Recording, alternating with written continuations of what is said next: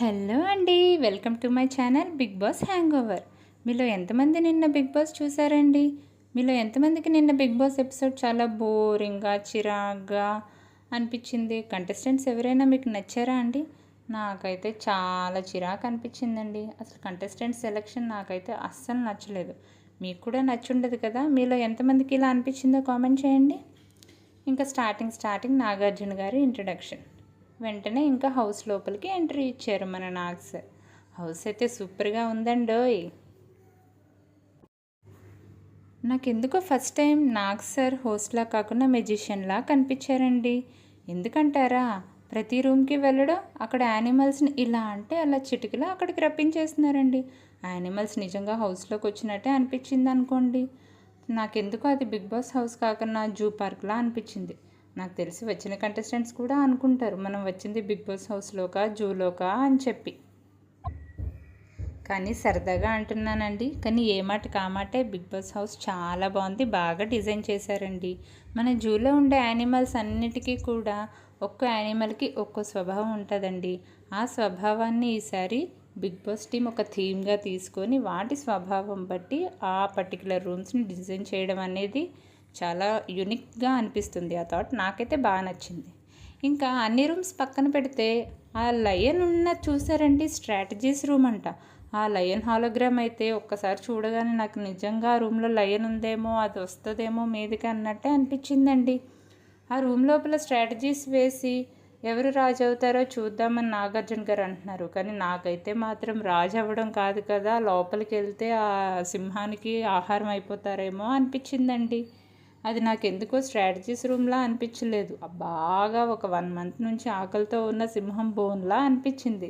అవునా కాదా?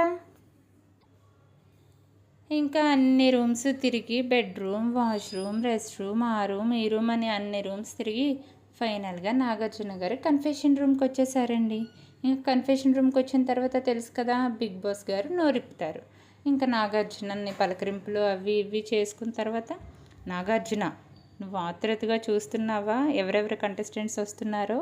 నీతో పాటు మన ప్రేక్షకులు కూడా ఆత్రుతగా చూస్తున్నారు అనగానే ఇంకా నాకు నవ్వు ఆగలేదనుకోండి.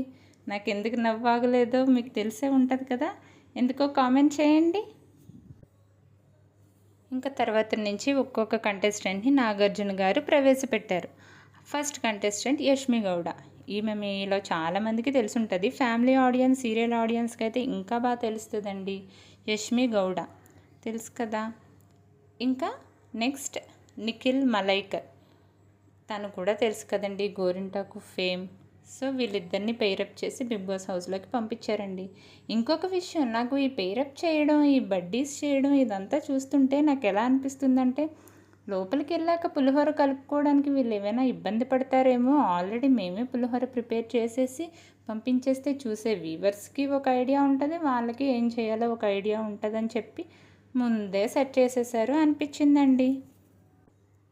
ఇంకా మన థర్డ్ కంటెస్టెంట్ వచ్చి అభయ్ నవీన్. ఇతను కూడా తెలుసు కదండి, పెళ్లి చూపుల ఫేమ్. ఇంకా ఫోర్త్ కంటెస్టెంట్ వచ్చి ప్రేరణ. ఈవిడ కూడా సీరియల్ ఫేమ్, సీరియల్ ఆర్టిస్ట్. ఇంకా వీళ్ళిద్దరిని కూడా పెయిరప్ చేసి లోపలికి పంపించారు. ఆ తర్వాత ఈ 2 పేర్స్కి ఒక చిన్న గేమ్లా పెట్టారు. ఆ గేమ్లో విన్ అయిన వాళ్ళు, లూజ్ అయిన వాళ్ళు ఒకరు ఉంటారు కదండి ఆటోమేటిక్గా గేమ్ అంటే. సో లూజ్ అయిన వాళ్ళకి ఒక బ్యాడ్ న్యూస్ అన్నారు. వాళ్ళకే ఒక బ్యాడ్ న్యూస్ అని నేను అనుకున్నాను. మీలో చాలామంది అలాగే అనుకుని ఉంటారు. కానీ తీరా చూస్తే ఇంట్లో ఉండే కంటెస్టెంట్స్ అందరికీ బ్యాడ్ న్యూస్ అని తర్వాత చెప్పారు. ఆ బ్యాడ్ న్యూస్ ఏంటంటే నో కెప్టెన్ అన్నారు. అందరూ షాక్ అయిపోయి ఉంటారు, ఏంటి సీజన్ మొత్తం నో కెప్టెన్, ఆ కెప్టెనే లేరా, ఇమ్యూనిటీ లేదా అని. కానీ నాకైతే బిగ్ బాస్ మీద అస్సలు నమ్మకం లేదండి. అప్పటికే కెప్టెన్ ఉందంటారు, అప్పటికే కెప్టెన్సీ టాస్క్ అని కూడా అంటారు. లాస్ట్ సీజన్లో ఏం జరిగిందో మీకు గుర్తే ఉండుంటుంది కదా. సో అందుకని నాకైతే అస్సలు నమ్మకం లేదు. కన్ఫామ్గా బిగ్ బాస్ మధ్యలో రూల్స్ చేంజ్ చేస్తారు. ఏదో ఒక టైంలో, ఏదో ఒక వీక్లో కెప్టెన్సీ టాస్క్ మళ్ళీ కండక్ట్ చేస్తారు. కెప్టెన్సీ టాస్క్స్ ఉంటాయి, కెప్టెన్ కూడా ఉంటారు, మీరే చూడండి.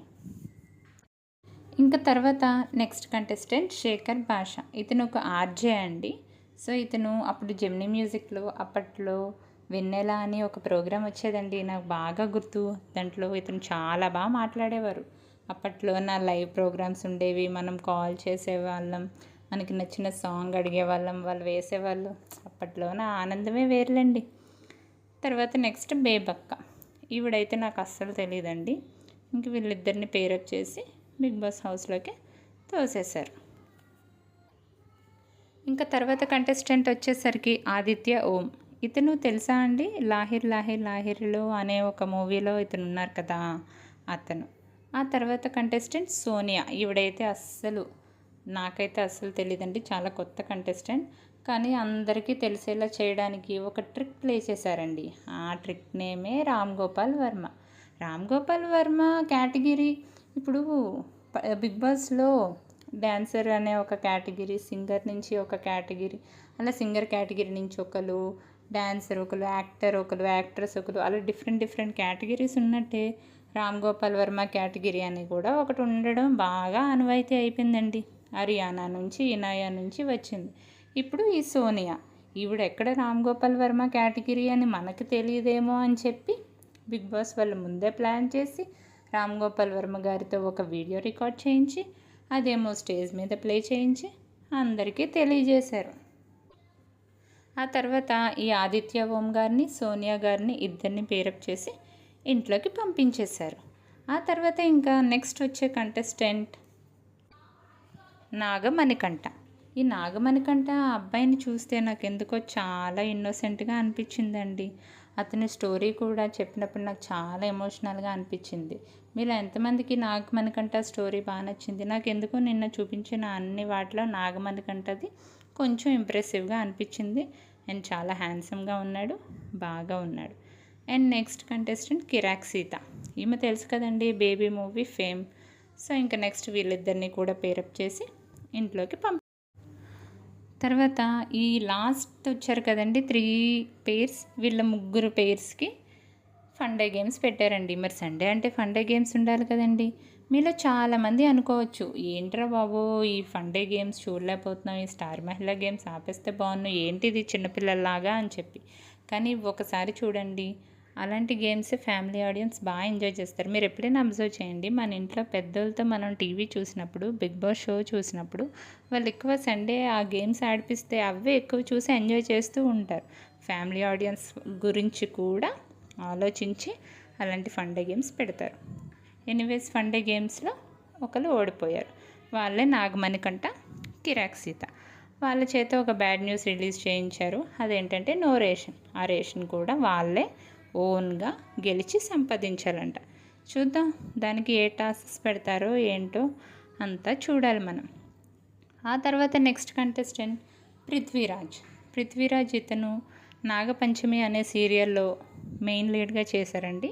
ఆ తర్వాత విష్ణుప్రియ ఇంకా తెలుసు కదండి, ఆల్మోస్ట్ సుడిగాలి సుధీర్తో చాలా షోస్ చేసింది. తను బాగా ఫేమస్. ఈమైతే బాగా ఫేమస్ ఇప్పుడు వచ్చిన వాటిల్లో.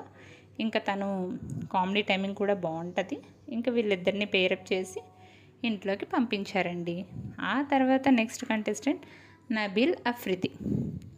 ఇతనైతే నాకు అస్సలు తెలియదండి, బాగా తక్కువ ఫేమ్ ఉన్న అబ్బాయి. ఆ తర్వాత నైనిక. ఈమె బాగా పాపులర్, డీలో డాన్సర్. ఈమె చాలా షోస్ చేసింది. ఈమె డ్యాన్స్ బాగా చేస్తుంది. సో డ్యాన్స్ కేటగిరీ నుంచి ఈ అమ్మాయిని తెప్పించారు అనిపించింది. ఏమండోయ్, ఆ నైనిక డ్రెస్ చూసారా అండి? నాకెందుకో హౌస్కి పర్ఫెక్ట్ మ్యాచ్ అనిపించిందండి. ఎందుకో మీకే తెలుసు. మీరు ఎవరైనా ఎందుకో మీకు కూడా అనిపిస్తే ఒకసారి కమెంట్ చేయండి, చూస్తాను.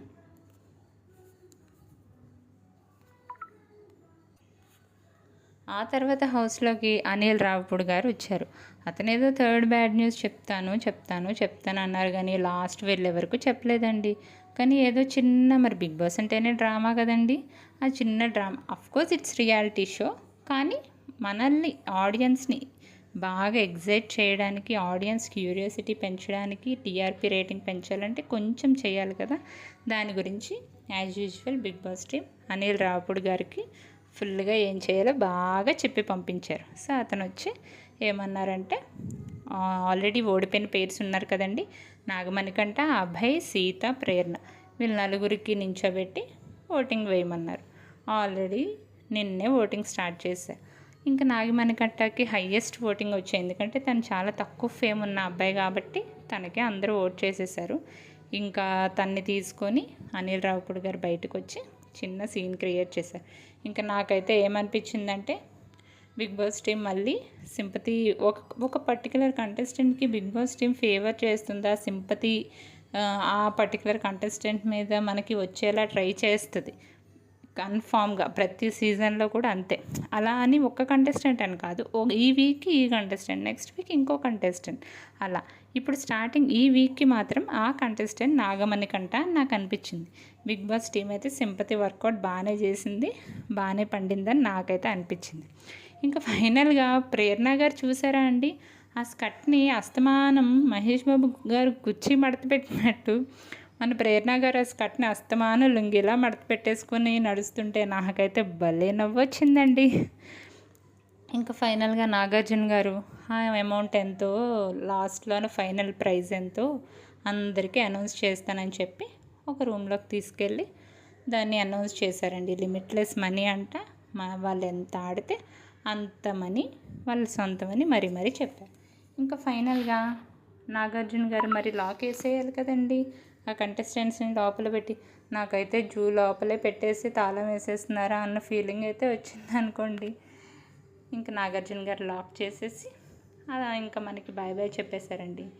ఓకే వ్యూవర్స్, నా వీడియో మీకు నచ్చినట్టయితే please do subscribe, like, share and don't forget to subscribe. Bye.